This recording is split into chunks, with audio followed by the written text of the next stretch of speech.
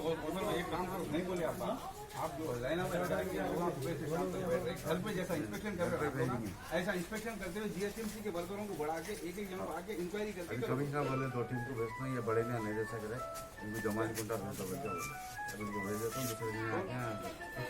दिन। अगर आपने हमारे चैनल को सब्सक्राइब नहीं किया है तो आपको यहाँ सब्सक्राइब बटन दिख रहा है, उसे क्लिक करिए और सब्सक्राइब कीजिए और साथ ही साथ बेल आइकॉन को भी क्लिक करिएगा जिससे कि आपको ताज़ा अपडेट मिलते रहें। हैदराबाद में हालिया बारिश और सैलाब से मुतासरा इलाकों का दौरा करने वाली मरकजी टीम ने आज कारवान के मजलिस असम्बली,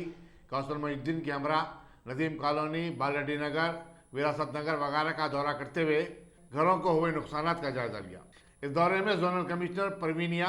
वाटर वर्क्स और बरकी बोर्ड के दफ्तरों के अलावा कॉरपोरेटर्स मोहम्मद नसीरुद्दीन, हारून फरहान और सरगम मजलिसी कारकुन भी थे। कौसर मोहिउद्दीन ने मरकजी टीम से ख्वाहिश की कि वो अपनी रिपोर्ट जल्द से जल्द मरकजी हुकूमत को पेश करे ताकि मुतासरीन को फौरी तौर पर इमदाद मिल सके।